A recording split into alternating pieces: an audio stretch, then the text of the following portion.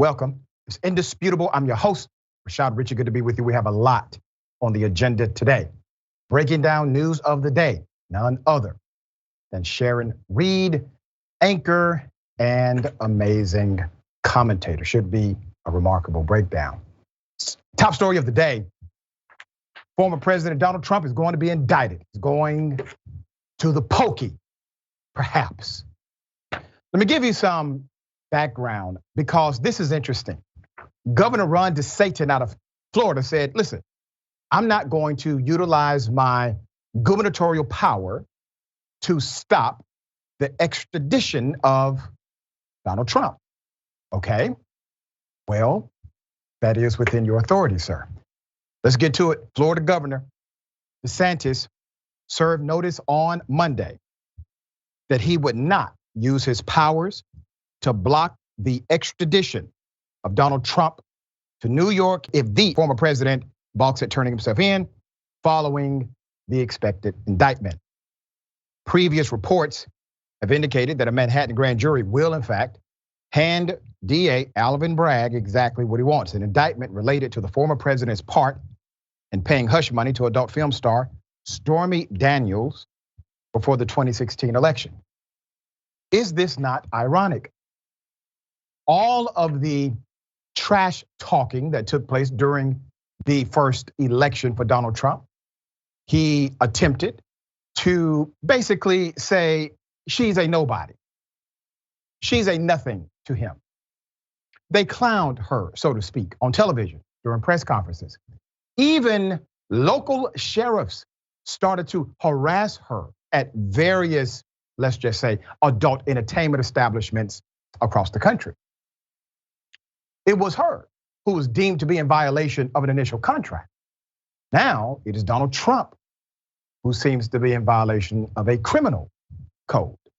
There's more. Attorneys for the former president have indicated that he would willingly turn himself in for fingerprinting and an arraignment. The arraignment may take place next week, by the way.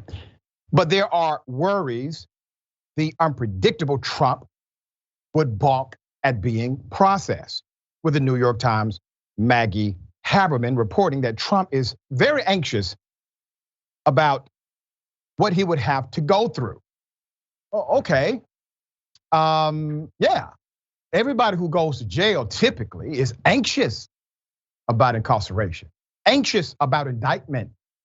They're not comfortable with it, not something they would prefer to go through. But I thought Donald Trump was a man's man.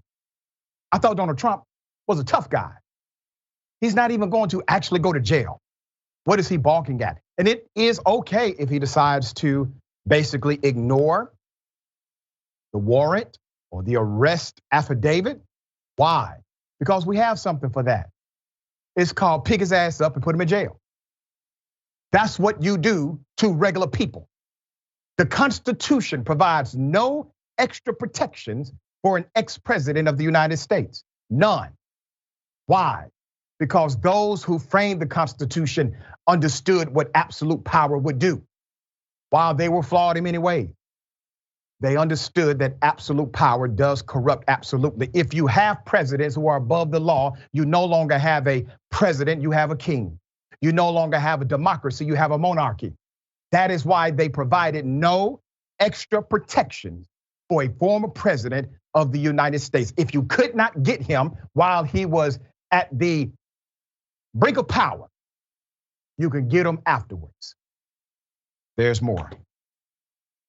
Should that be the case, DA Bragg will have to ask, according to the narrative, will have to ask Florida to extradite Trump to New York, and DeSantis, presumed to be the former president's chief rival for the 2024 GOP presidential nomination, would need to sign off on it. According to Zach Anderson of the Herald Tribune, DeSantis will not intercede, telling reporters, and I quote, "We're not going to be involved in any way after criticizing the Manhattan DA."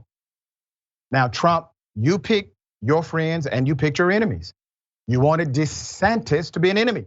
That's the one person that you need now to sign this or not.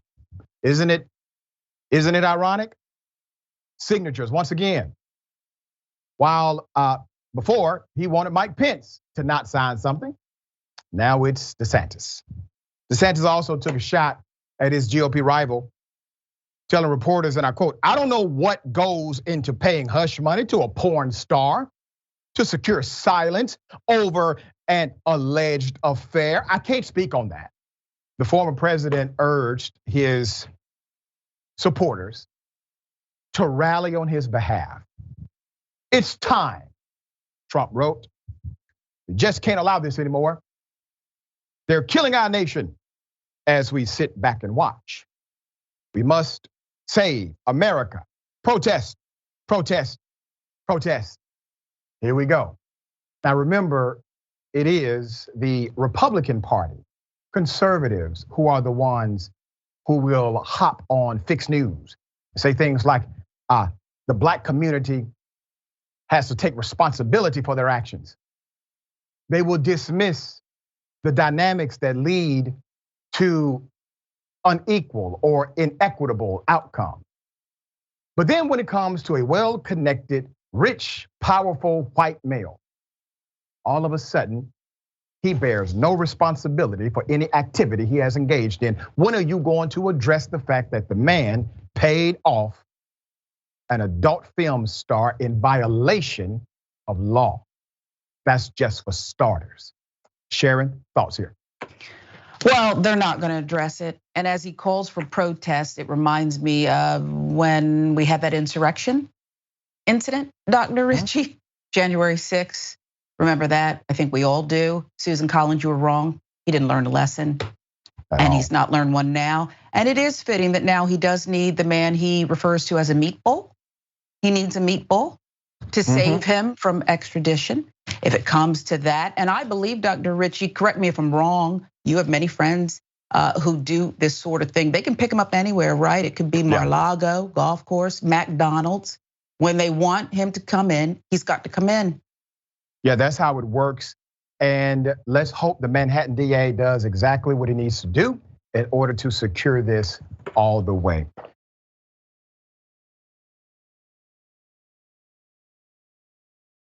Okay, the cops mock a black man who committed suicide.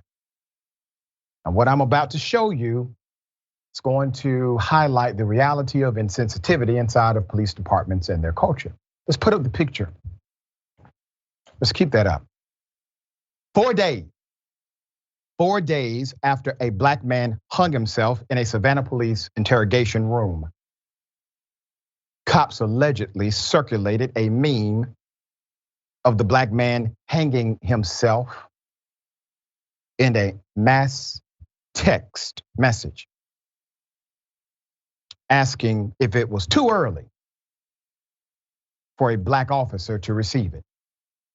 William Zachary Harvey's family and their attorneys have now filed a $12 million wrongful death lawsuit against Savannah and against 3 of his former officers following this tragic death. Mr. Harvey was 60 years of age. He was arrested April 2021 after he unintentionally cut another man's hand with a knife, the lawsuit details. Harvey and another man got into an altercation, and a third man told police he fell into a knife Harvey was holding while trying to break up the fight. It was an accident. Savannah police detective Silver Luschner said Harvey was emotional.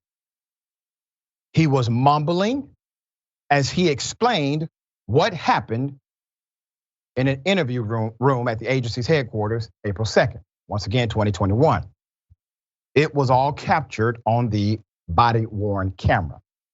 He told the detective that he was paranoid schizophrenic, really depressed, had anxiety. These are all mental health conditions that should have been taken seriously.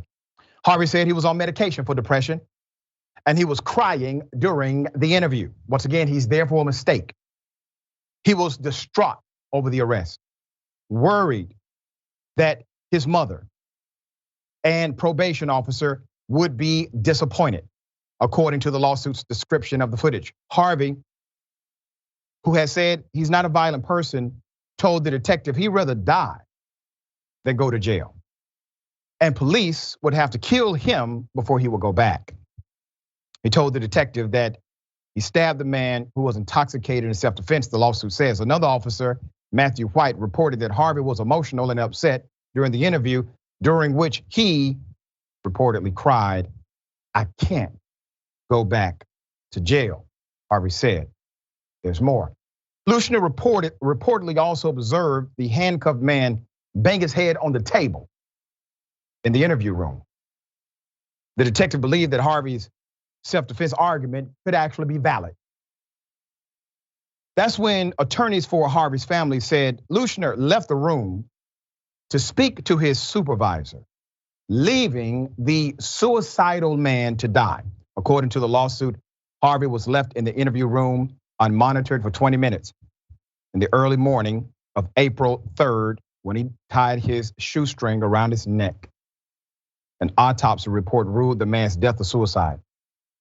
He also had cocaine and Zoloft, an antidepressant, in his system.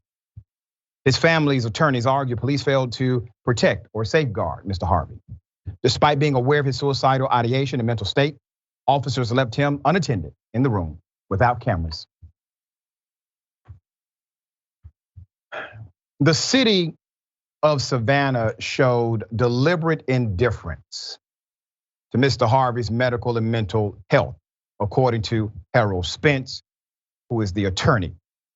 What's more disturbing, according to Spence, was that on April 7th, now remember the timeline, this is a few days after, April 7th, 2021, white Savannah Police Department officers circulated a meme of a black man with a rope around his neck who performed a gymnastic move while flipping, then hanging himself.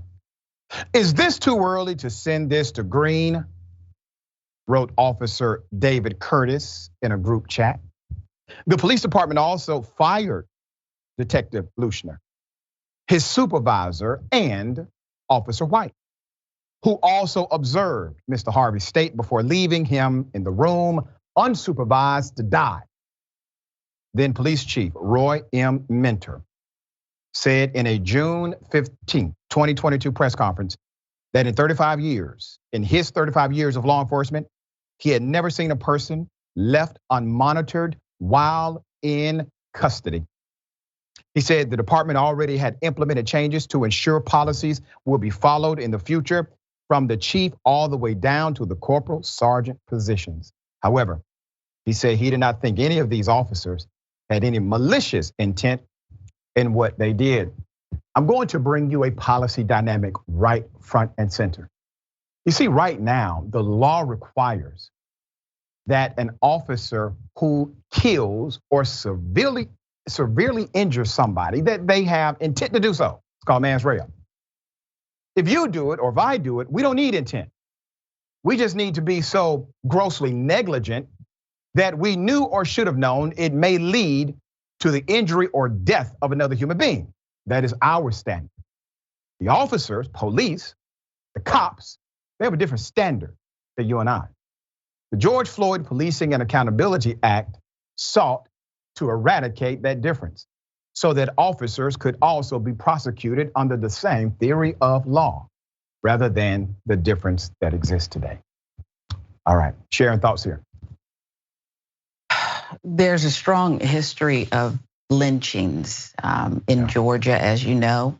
Our audience knows, Savannah in particular. And I think that history is connected to Mr. Harvey's untimely death and the lack of caring about him as a human being.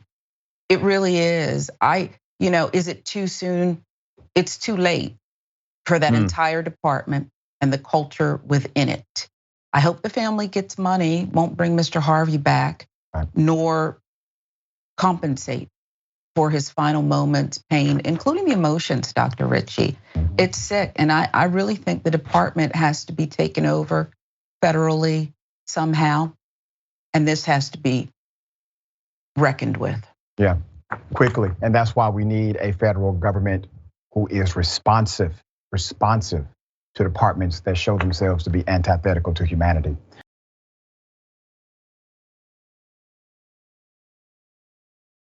All right, racism alive and well. Black woman, successful business leader, has a racist neighbor. Let me give you the background. All right, let's put a picture up for mass. Her name is Angel Pittman, 20-year-old entrepreneur.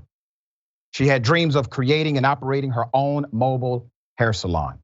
In September, she purchased an acre of unrestricted land in North Carolina for $10,000 and 3 school buses for $14,000. Good deal. Her plan was to turn one into a living space while occupying the other 2 as mobile salons. Now remember, she's only 20 with a remarkable idea. But her plans were quickly turned upside down when a racist white neighbor began terrorizing her and vandalizing her property. When she first visited the property and later during the closing of the land, she felt something was off in the predominantly white neighborhood, but forged ahead with her plans. During the closing, Ms. Pittman encountered an elderly white man who lived across her property, who she said, and I quote, had already given me weird vibes. But there were no indications of his intolerance. About a week after closing, on September 23rd, she returned with her mom to drop off the buses. This time, she said, the man approached them and asked, "Why are you guys here? Are y'all looking for shade?"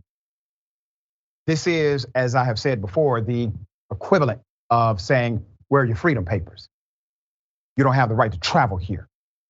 You don't belong in this neighborhood," etc. There's more. When Ms. Pittman returned with her parents a week after dropping the buses off, the neighbor's behavior became more violent. He sat over there and had his gun out the whole time, she said. He was like, "Get the F off of my lawn," and that we need to get them effing buses off of his lawn. So basically saying my land was his. She then noticed her buses had been vandalized. The glass windows were broken. Racial slurs were etched.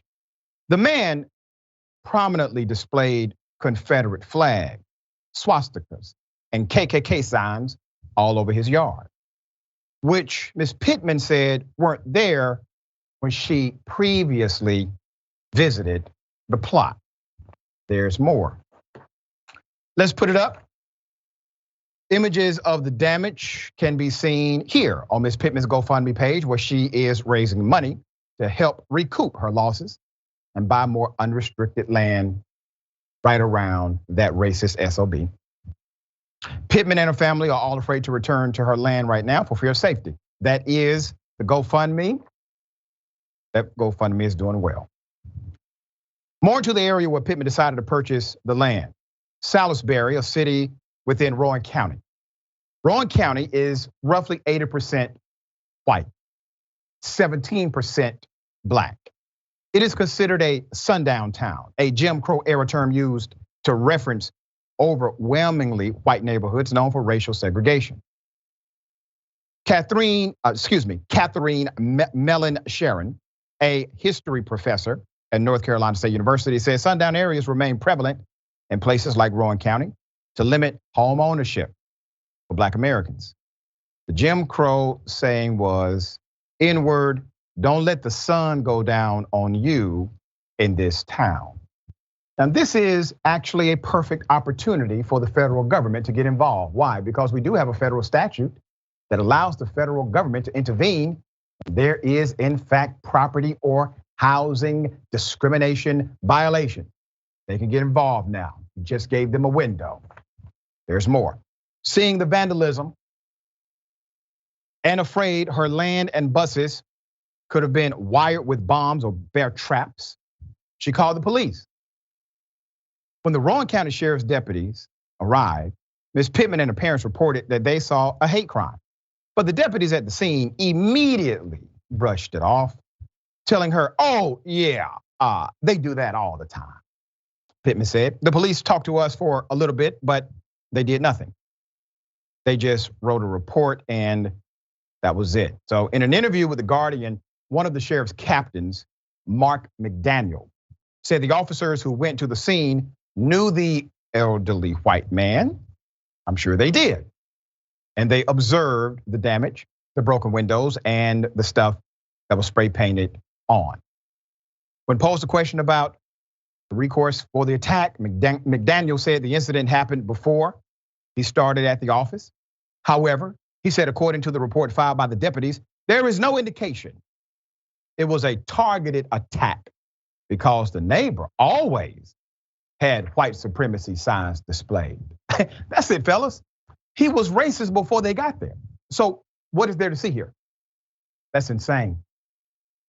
The mere fact that he had signs up before or after doesn't change the reality of his motive, which is racism.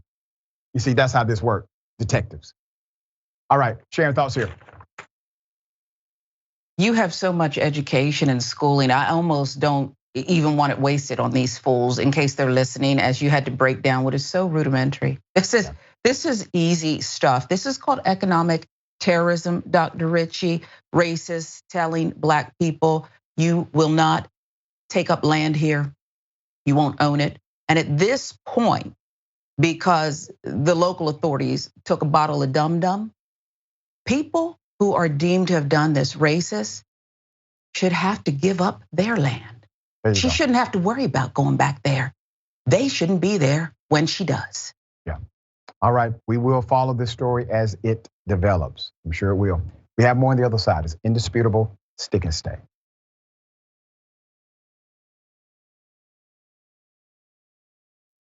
Welcome back. Always good to have you. We have a lot of comments. Let me read as many as I can. Mickey C, the Silver Hair Dragon, says, can we be sure he hung himself? Wasn't lynched by the cops, question mark? It sounds far more believable. I'm with you on that. More evidence to come, all right? Okay, Cooking with Miss D says, now DeSatan can run for president and not have to run against Trump. That may be the idea here, all right? Tracy Ravenhawk. If I was rich, I'd build her a moat around the dude's house. That's exactly what I was thinking. If I had the money, I would just say, listen, I'm gonna give you a bunch of money. The one thing you have to do is buy all the property around him. And I want you to move in every Black person in the local community for free, right around them, all right? The Lying Truth, welcome to Indisputable. Thank you so much for your support. And Twitch, let's go to Mind Grifter.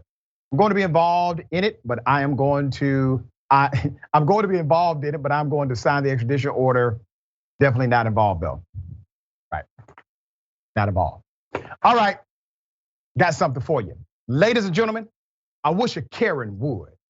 You wanna call the police on him for having a barbecue on a Sunday. I feel free, back off! I'm going to tell there's an African-American man threatening my life. Harassing me. You did the same thing. Do you live here? Stop touching me. Do you live here? Stop touching me. Do you live here? Stop touching me. Stop touching me. Do you live here? Stop touching me. Do you Stop live touching here? me.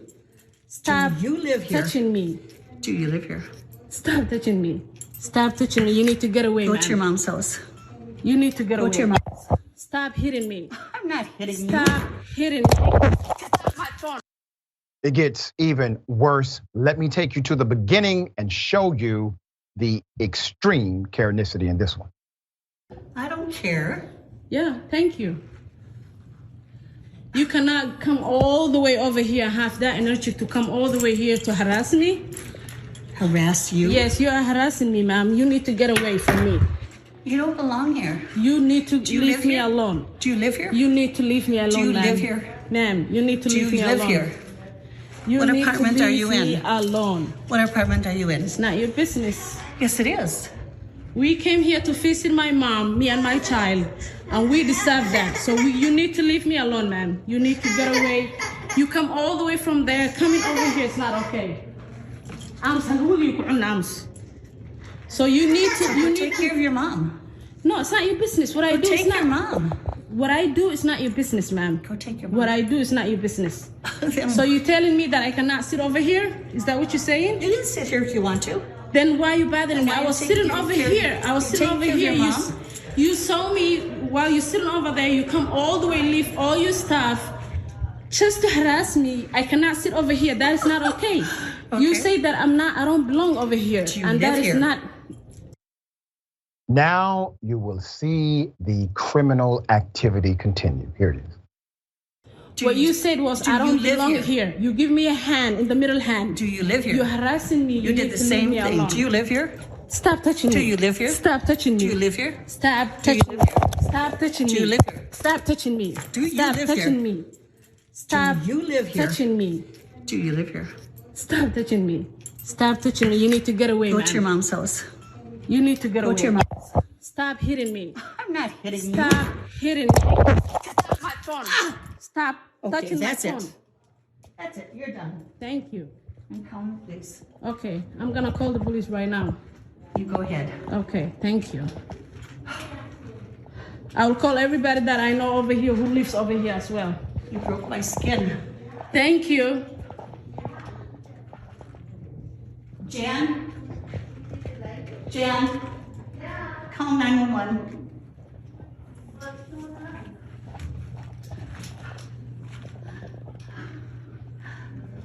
Sit over here, White. Call 911. Look what she did. Oh my God. Oh, look what the black woman upstairs did to me. OG Karen, let's be honest. You deserve to catch them hands. You were violent. You were aggressive. You threatened someone, you physically assaulted them, and you picked up a big ass book like you were going to hit them. Okay? She defended herself. But what do you see here? You see an individual who is well aware of the art of white tears weaponized against an innocent person. She knew exactly what she was doing. I believe that entire ordeal was calculated. Some of you may say, no. She just got caught up in the moment. That's because you may be a decent person. But this individual is not. This was a calculation. This was, let me continue until I get a response that I can utilize in order to penalize another person. Please keep in mind, she created a life and death situation. You go running to someone in a building saying you've been attacked, you are an elderly, seemingly sympathetic individual, and they take that seriously. Many of us would be tricked by things like this.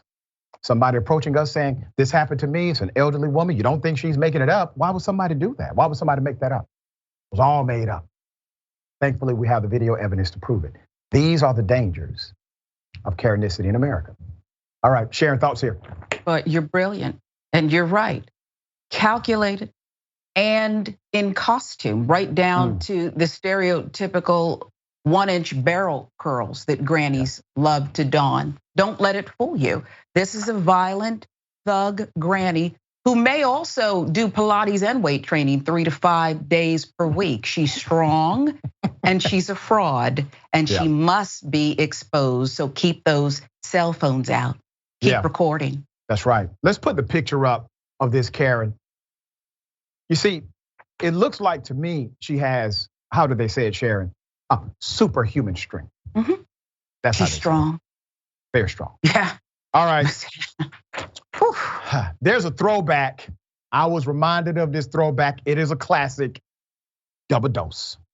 You want to call the police on them for having a barbecue on a Sunday. I feel free! Back off! I'm going to tell them there's an African-American man threatening my life. You don't adjust your hours just because you feel like it. I didn't do it because I felt like it, Ms. Hoffman. I was doing it to help the fire people to get inside the building. Who told you to open the building early? Did your boss, Susan Offerman, tell you to start your hours early today? I was not supposed to start my hours early today, but like I was telling you, the fire people had to get inside. They were sitting out there for almost an hour. Who is your boss? Is your boss Susan Offerman or the fire marshal? Who is your boss? Ms. Hoffman, you was my boss. I never said you was my boss. I explained my hours 6:30 to 3. Yes. I mean. No one asked you to come in early. No one asked you to come in early. I don't understand. You are not supposed to open this building until 6:30. Your shift starts at 6:30. I understand that. But like I said, I had to make the adjustment because they were sitting outside in their cars trying to get in. You did not have to make the adjustment. The only one that changes your schedule is me. The only person that gives permission for your schedule to be different from 6:30 to 3 is me. They are not your boss. I have to call HR. I just want you to know that. Okay, and I don't know. I'm going to see what they say. She has no idea what she's going to call HR about. She's just going to see what they say. This is a throwback, Karen, but highlights some very important factors. Number one, let's put up the picture. If your hiring manager has that hairstyle, she is a Karen. That's point number one, okay? Point number two, she is penalizing a black man because he, in fact, is a good Samaritan, dutiful, and comes to work early. She then proceeds to talk to him as if he is maybe 3, possibly 4 years of age. According to the janitor who recorded this, he believed this throwback Karen from August 2016 forced him out of the school afterwards, leading him to resign. He later called it a trick. He was not able to get employment back at the institution. Fulton County Schools had released a statement regarding the janitor, Jonathan Holley, and Webb Bridge Middle School principal Susan Offerman. It says, and I quote, "We are aware of an August 2016 video that shows Webb Bridge Middle School principal Susan Offerman being recorded by a former employee who was brought in to meet with her again for his continuing issues of coming to work late and leaving early. Mrs. Offerman was subsequently on medical leave, and while on leave, the school continued to have personnel issues with this employee. This employee was not terminated, but did resign in May 2016. Not a lot of smoke for the obvious disrespect by this principal. Fascinating to me. But once again, why do Karens Karen? Because typically they have been protected in their Karenicity by way of government action, police misconduct, and others. Sharon, thoughts here? And the hair industry. Right. And the hair industry. You are correct, Doctor. I looked it up while you were going through your commentary, Doc, kept one eye on the screen. 1 and 2 on the list of top hairdos to avoid unless you want to look like a Karen. The spikes and the skunk highlights. Yes. It's all there. Right there. All right. And listen, if you're going to be a Karen, I encourage you go all the way. Okay. Go all the way. All right. We got more on the other side. It's indisputable stick and stay.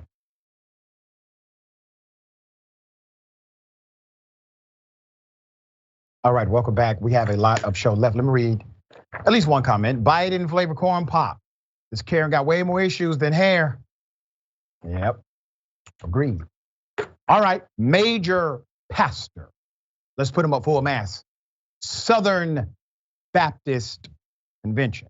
All right, disgraced former Southern Baptist president, Mr. Johnny Hunt, is now suing the denomination he once served over.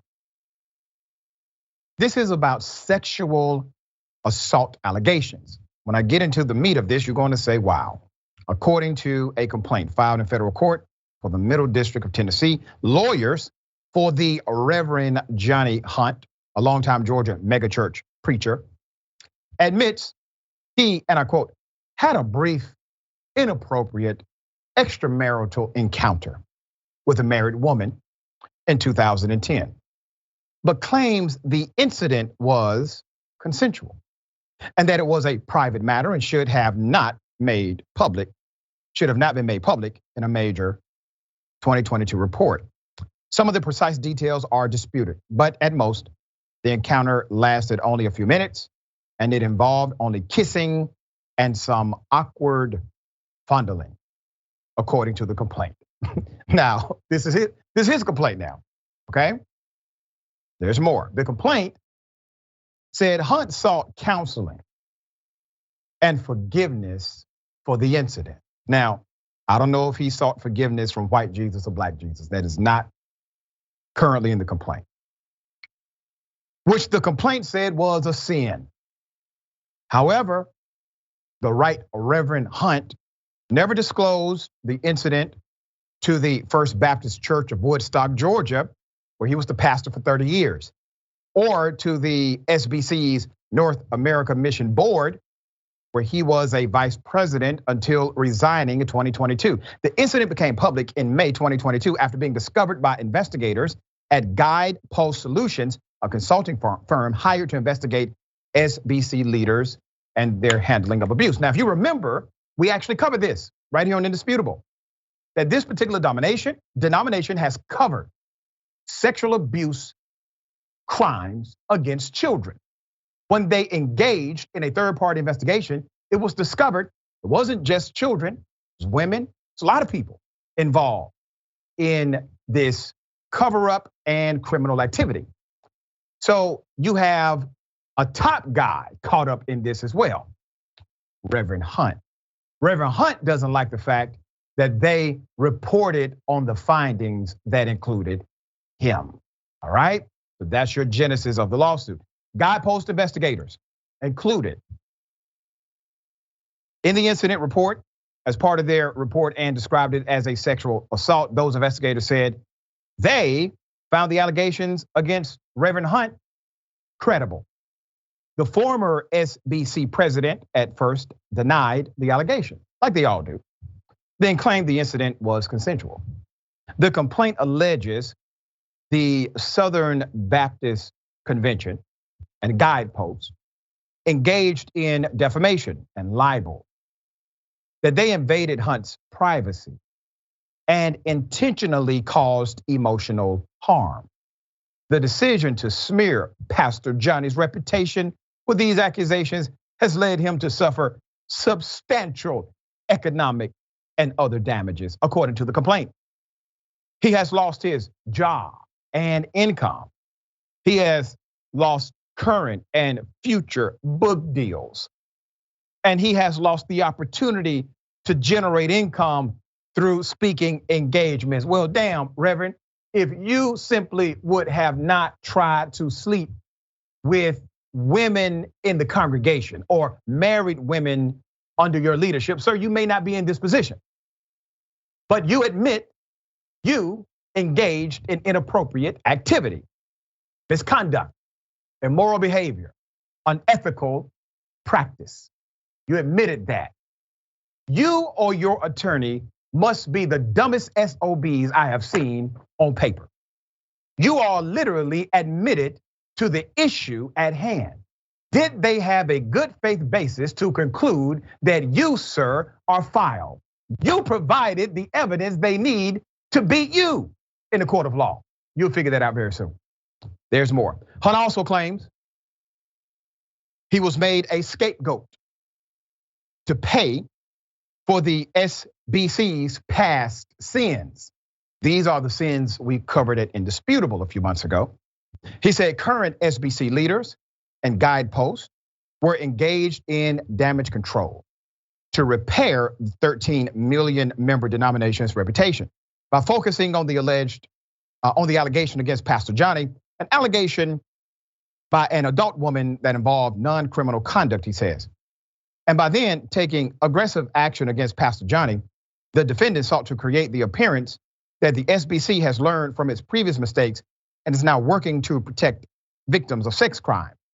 The complaint claims defendant's decision to feature the allegation against Pastor Johnny in their public report was a strategic decision to deflect attention from the SBC's historical failure to take aggressive steps to respond to reports of child abuse and other sex crimes in its past, the complaint claims.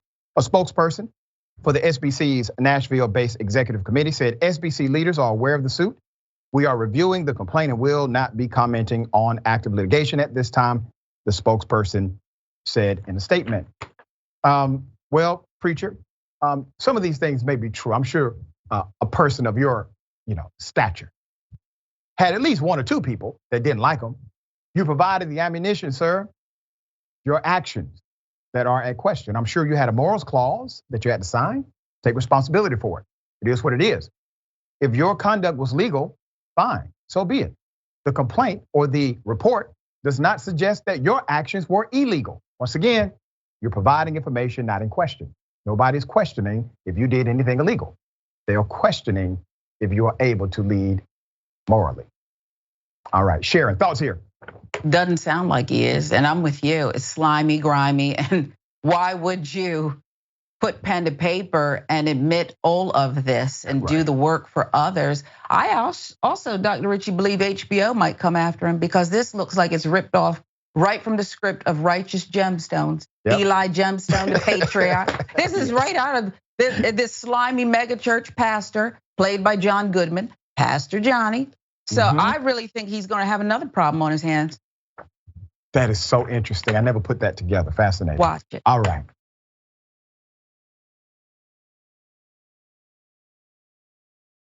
Very sad situation. Rockdale County. A man inside of the sheriff's facility, neglected. Okay, died. Let me show you the video. Here it is. In the video, a flash through the door is a jail guard sparking his taser. Why is he trying to spark his taser? This is an attempt to startle the deceased inmate. When he doesn't move, guards then enter the cell to find the lifeless body. They do not immediately render aid as they are commanded to.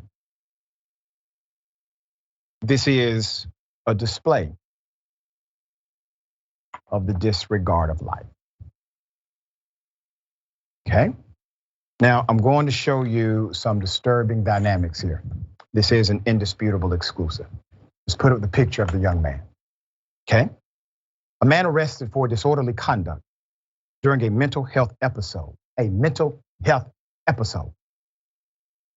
Died in the Rockdale County, Georgia facility on March of 2018. His autopsy found he died of dehydration after begging his captor to help him.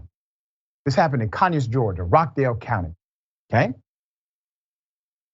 His name is Shaylee Tilson. He was only 22 years of age when he died in sheriff's custody in Rockdale County, Georgia.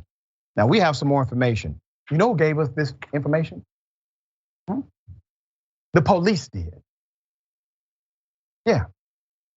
Officers who were outraged by this cover-up, by this willful neglect of human life, contacted us. We're going to tell this story properly. A grand jury report states Mr. Tilson did not indicate or appear suicidal, yet he was confined to a suicide cell in the Rockdale County Jail and held in the cell 8 days from March 4th until he died of lack of water on March 12th. Imagine dying of lack of water, a slow death, a painful death. Your organs simply start shutting down because of dehydration. Here's an excerpt from the report. It says, and I quote, as outlined above, medical, mental health, and jail staff, through complacency, reluctant assumptions, and lack of procedures, training, leadership, and adherence to policy, failed to recognize and address the mental state and physical decline. Mr. Tilson. This was a special investigative grand jury. They concluded this. Let me show you a photo. Tell you what you're looking at, okay? In this photo, this is Mr. Tilson banging on his cell door.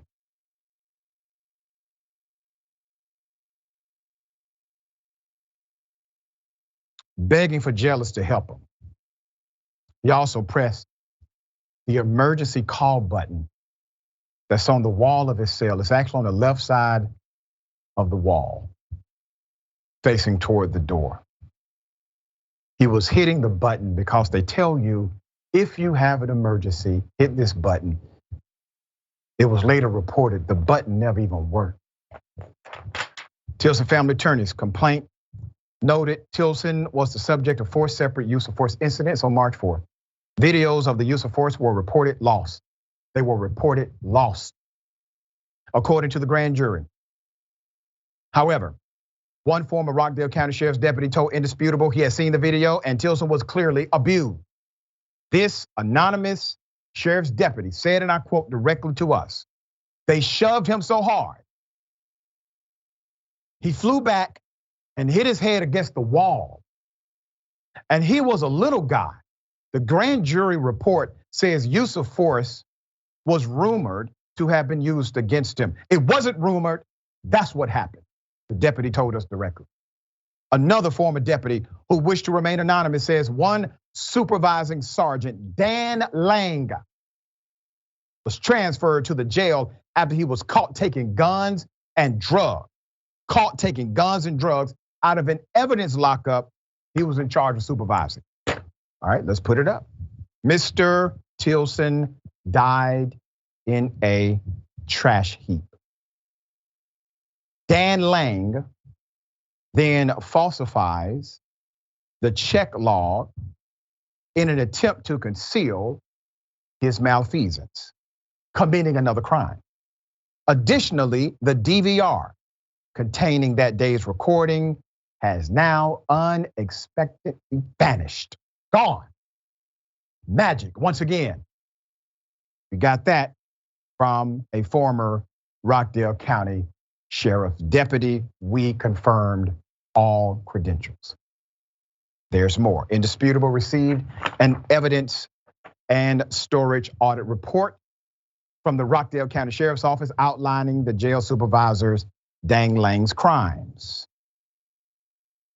Officer Lang was transferred to the jail following his involvement in the scandal, allegedly stealing 47 firearms out of the evidence lockup, 10 cases of narcotics and about $40,000 in cash.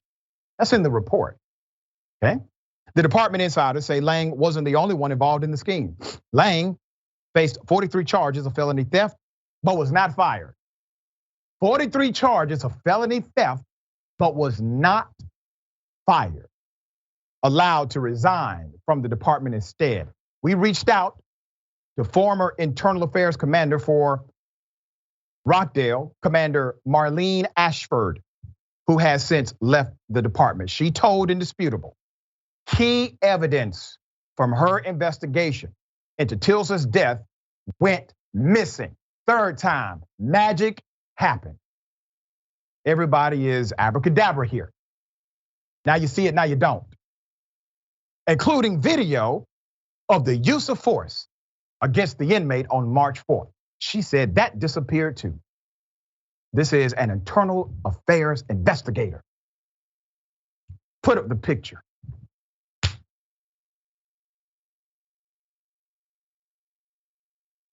You have the sheriff of Rockdale County. His name is Eric Levitt. I know Eric Levitt. I'm going to say this to you, sir.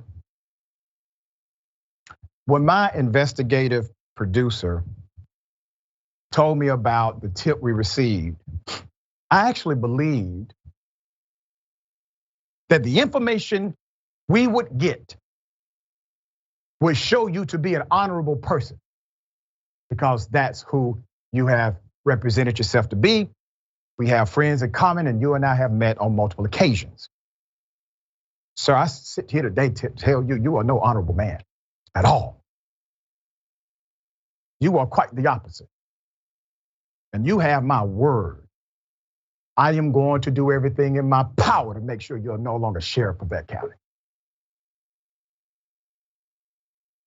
Eric Levitt and his chief deputy, Dale Holmes. You see them right there. Ashford says she reported directly to the chief and chief deputy and turned her evidence over to both of them. Conclusive evidence. Chief Eric Levitt Sheriff Levitt is running for office again. A representative of Rockdale County reached back out to Indisputable and instructed us to submit an open records request for the deputy's records overseeing Tilson. It was settled in court. We will not be making any statement on that at all. That came from the PIO of the sheriff's office. Indisputable received a settlement form through a public records request from the county showing the county settled with Tilson's family for more than $1,100,000. 11 Alive News reported 2 more sheriff deputies, Lester Wiley and Brian Solomon, were charged with battery against the inmate in September in the same Rockdale County Jail in Conyers, Georgia. This was after significant public outcry. So here's what has happened. At Indisputable, we have been able to put the pieces together that have not been put together. This will cause an ish storm, Eric, in your jail, in your county. Now, at some point, everyone who's involved should absolutely have to face the music. You have an internal affairs investigator who has clearly said, you all did something illegal here. Evidence has been hidden or destroyed. You have multiple instances of vanishing video, corrupted evidence, and then engaging in a transfer with an individual who had over 40 felony charges. What are you thinking? I remember when you got elected to that post, Sharon. It was this wave of newness in Rockdale County. As a matter of fact, when you won, the entire county flipped. I remember you won by less than 1% of the vote. The people trusted you. Sharon, thoughts here. First, he beat him, and then he joined him, apparently. Yeah. First, Sheriff Levitt won the seat, and then he joined everything that he was supposed to be against. Evidence can only disappear with this frequency and in this way if there's organized crime, mafiosa, a syndicate. And it stops at the top. I cannot wait for the campaign attack ads starring perhaps this investigative report, Dr. Richey. This is sick. Yeah. And this sheriff, he should get off the ballot now. Yeah, quickly. And let me say this to anyone at the sheriff's office who has more information. You contact us at Indisputable. Now I get it, a lot of cops are afraid of cops. I ain't afraid of none of you. Give us information, I will report on factual evidence, present it to Indisputable. We got more on the other side. The Indisputable stick and stay.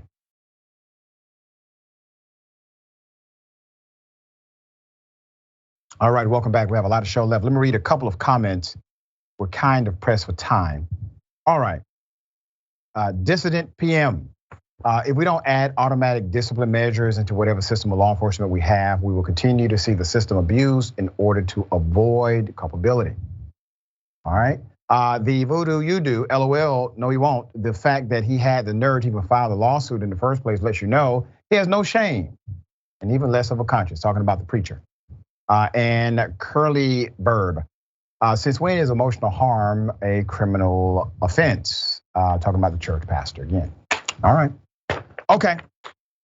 Cops, employees charged with murder. Put them up. This is a hell of a story. A Virginia prosecutor has charged 7 officers and 3 hospital employees with second-degree murder over the death of a black man at a state psychiatric hospital earlier this month. I'm gonna read the names because I think it's important.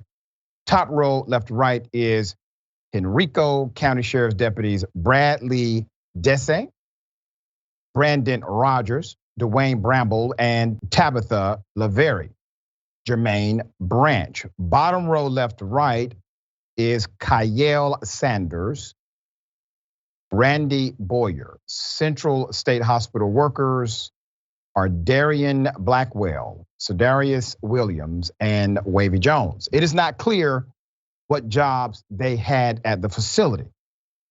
To put up a picture of the man who should be alive, but he is not. 28 years of age. Ervo Noel Otieno was taken into emergency custody on March 3rd after experiencing a mental health distress. According to his family's attorneys, he may have gathered what it sounds like are solar-powered lawn lights from a neighbor's yard, and it was something that we view as a misunderstanding, but the police were called. He spent 3 days in a local jail in Henrico County, south of Richmond, Virginia, where his family's lawyer says he was brutalized by officers, including being pepper sprayed, stripped naked, and deprived of his medications, before being transferred to Central State Hospital, a state-run mental facility in Dinwiddie County.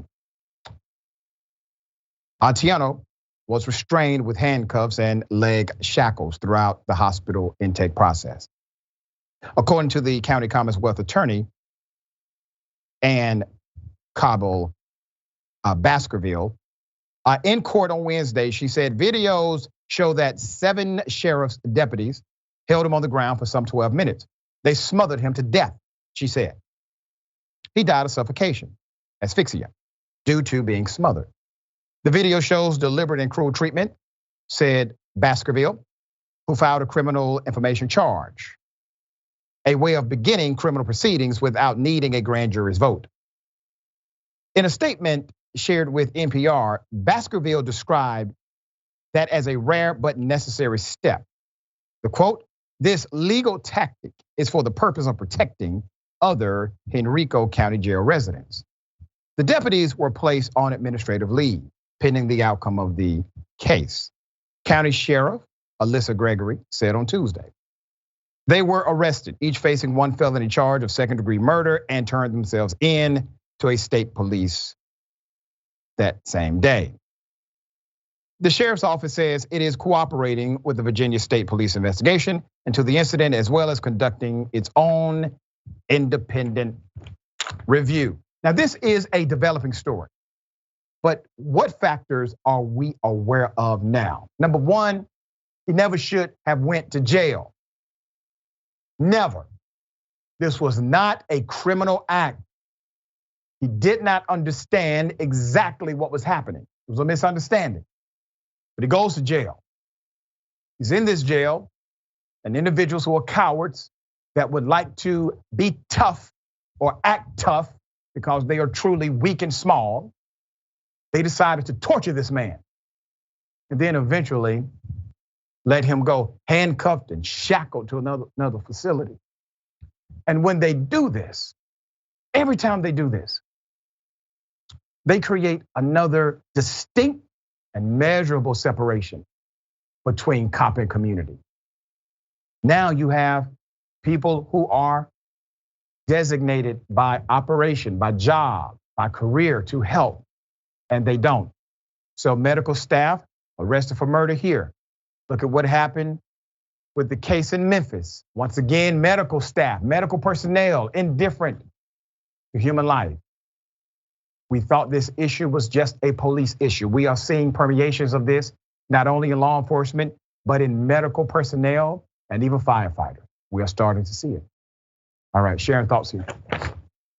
You know, in my days as a newscaster, Dr. Richey, I would often say, and I really didn't care what my colleagues felt. I was going to say what I needed to say. Yep. On every single day, you're no better than your collective audience.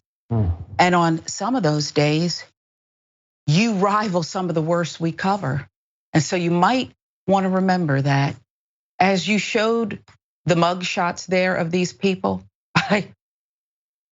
I wish they could have gotten that early lesson. It's too late now because of that separation and that other. I'm disgusted by the details here, what we do know. We're going to bring the updates as they come.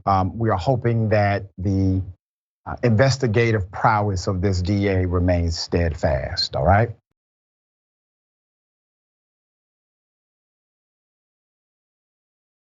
Okay, white California students caught on video being what? Racist in a car. Here it is. You know what I hate? I don't like. Wait. I don't like. Hold on. I don't like. I don't like. I don't like. I don't like. All right, let's put the picture up because I'm going to give you some context here, okay?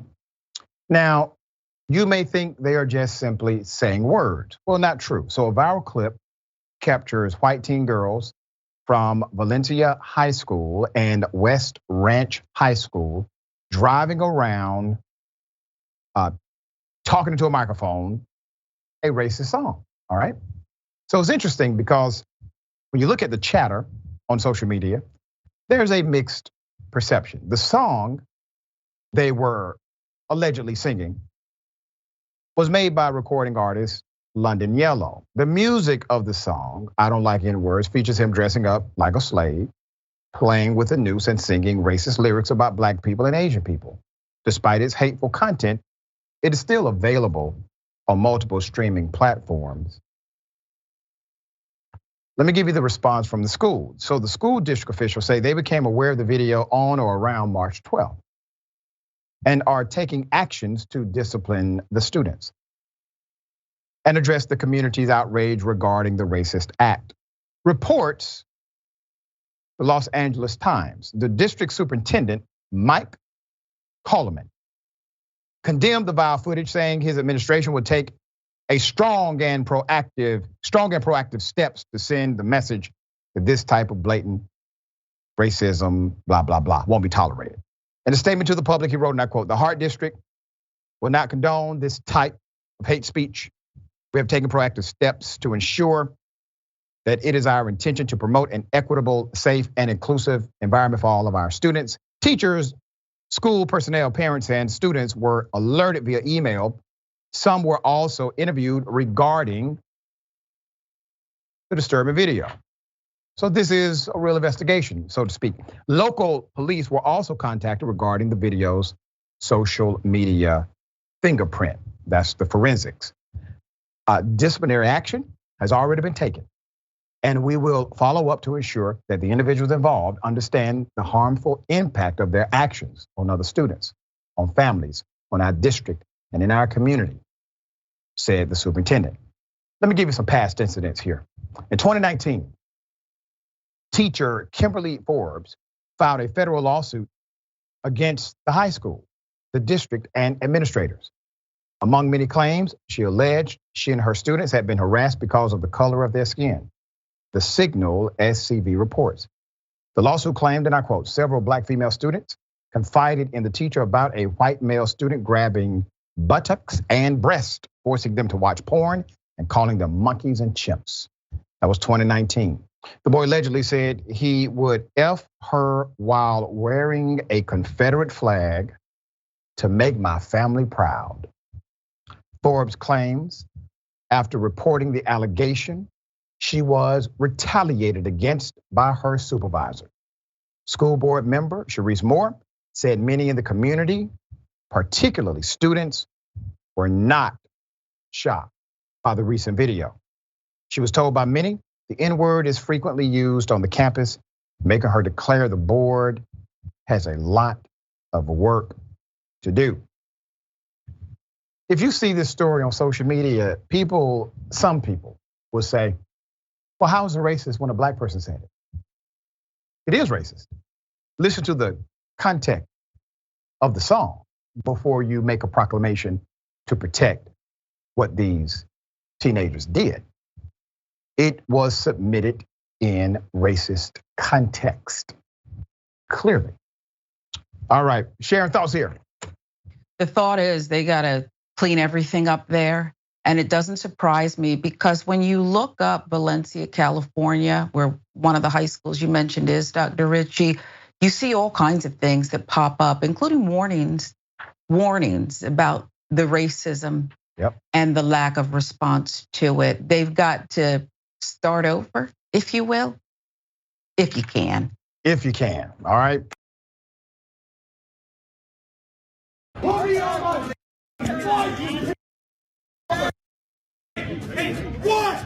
I paid for a flight. Yeah. Hold on. Sorry. Oh, no. I don't have any weapons. Don't be quiet, man. I don't have any weapons. Walk away. Yeah, tell that motherfucker shut up. Listen, they took $2,000 of my money and put me on that flight. Now I'm not on that flight. Okay. How the do I get the long view? I don't know. I don't know how you get the long view. Hey, if I spent $2,000 for a flight, round trip from Longview to Medford, Medford back to Longview, why the fuck am I not on a flight back to Longview? Quigley, Q-U-I-G-L-E-Y. Put me on my flight.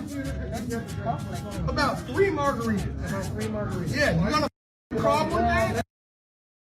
Okay, so I got more video, but will he A, be shot, B, have his rights violated, or C, fight the police and simply be apprehended? Which one do you think? Here it is. Why do you have a problem with that? And you have a liquor bar in the airport. Bring it down. Listen, I'm on a flight and I paid $2,000 to be on. Listen, why? There's no reason to arrest me. Turn around now. Why? Turn around. All right, come on. Let's go. I'm in arrest. Hey. Grip.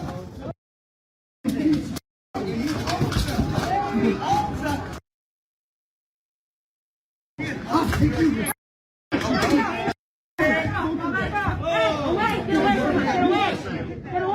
Get away!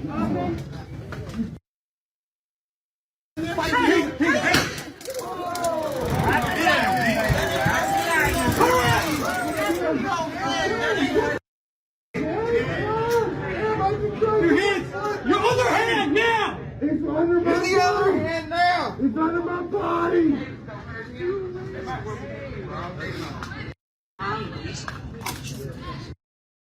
All right, if you chose C, you were correct. Let's put up the picture full mass here. Now you will notice that this was a full contact combat against the police. Nobody said he's reaching for my gun. Nobody even pulled out a gun on him. They only pulled out a non-lethal device after attempting to utilize their training to de-escalate the situation, posing reasonable questions. Sir, have you been drinking? How much have you had? What's your name? All right, Ms. Burbank, I highlight this male Karen to show that police officers are well aware of how to actually utilize the training they were given the circumstance. I gotta say, these cops were super professional. What are your thoughts? Yeah, they de-escalated this and didn't have to use lethal force. I don't know, was it a miracle or does it just demonstrate the systemic racism in our policing system? I don't know, you be the judge. I think it's the latter. It's unfortunate that today, if you buy a flight, you have only a chance of getting on a plane, but it's not the fault of the desk agent. It's not the fault of anyone in the airport. It's not the fault of security. Tasers and tequila are a bad mix, and this male Karen here that was in Margaritaville, I don't think it's gonna make it to his destination. Yeah, and you're gonna have to owe an extra 2,000 plus to get out of jail. So that didn't really work out for you, sir.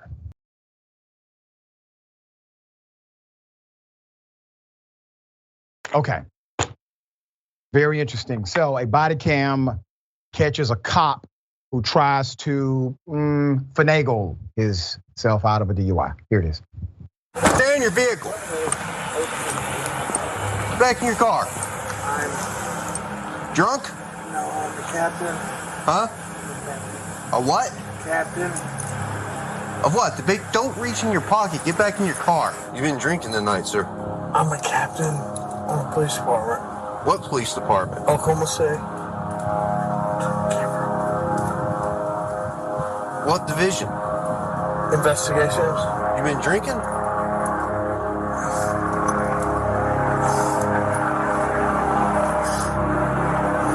How much we had to drink tonight, sir?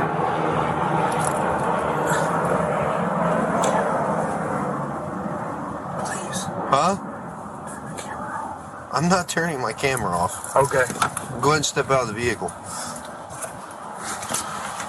You gotta be kidding me. How much we drink tonight, sir? I was at a poker game.